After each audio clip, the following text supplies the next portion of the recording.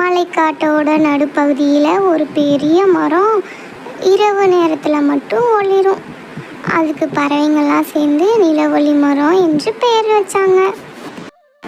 அந்த பேருக்கு ஏற்றவாறு அந்த மரமும் முழு நிலவை போல ஜொலிச்சிச்சு. அந்த மரத்தில் துணிக்குருவி தன்னோட கணவரான ராணாவும் அவங்க குழந்தைங்க சாரா மற்றும் சோட்டு இவங்களோட சந்தோஷமாக வாழ்ந்து வந்தாங்க. ஒரு நாள் மலைக்காட்டில் கடுமையான புயல் வீசுச்சு. அந்த புயலில் அந்த ஒளிரும் இலைகள் எல்லாம் கொட்டி போச்சு. அந்த காடே மரத்தோட ஒளி இல்லாமல் இருள் சூழ்ந்து காணப்பட்டுச்சு. இதை எப்படி சரி செய்ய போகிறேன்னு விலங்குகளும் பறவைகளும் ரொம்ப கவலையாக இருந்துச்சு. சாராவும் சோட்டுவும் இதை நினச்சி ரொம்ப கவலையாக 2 பேரும் பேசிக்கிட்டு இருந்தாங்க. இப்படி 2 பேரும் பேசிக்கிட்டு இருந்ததை தூரத்துல இருந்து கேட்ட ஆந்தை சிரிச்சுக்கிட்டே இப்படி சொல்லுச்சு. என்ன குழந்தைங்களா, நீங்கள் 2 பேரும் இப்படி பேசிகிட்டு இருக்கிறதுக்கு அந்த மரத்துக்கிட்டேயே உங்களோட கேள்வியை கேட்டால் அதுக்கான விடையை அந்த மரமே உங்களுக்கு தரப்போகுது.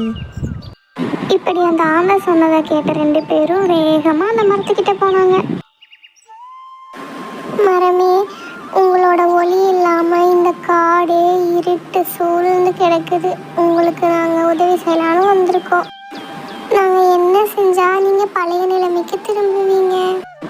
இப்படி அந்த 2 குருவிங்களும் மரத்துக்கிட்ட அதோட பிரச்சனையை பற்றி கேட்டுட்டு இருந்தாங்க. அதுக்கு அந்த மரம் சொல்லுச்சு. குழந்தைங்களா, இந்த காட்டில் இருக்க பறவைங்கள்லாம் ஒன்று சேர்ந்து இந்த காட்டோட கடவுளான வனதேவதையை வேண்டிட்டு வந்தீங்கன்னா என்னோட நிலைமை மாறும். இப்படி மரம் சொன்னதை கேட்ட அந்த 2 குழந்தைங்களும் அதுபடியே பண்ண ஆரம்பித்தாங்க. எல்லா பறவைகளும் ஒன்று சேர்ந்து அந்த மரம் சொன்னதை அப்படியே செஞ்சாங்க. சில மணி நேரத்திலேயே மரம் தன்னோட பழைய நிலைமைக்கு வந்துச்சு. இப்போது அந்த மரம் இரவு நேரத்தில் மீண்டும் பிரகாசிக்க தொடங்கியது. எந்த ஒரு இடத்திலும் ஒற்றுமையான நண்பர்கள் இருக்கும் வரை எதையும் வெல்ல முடியும். நன்றி.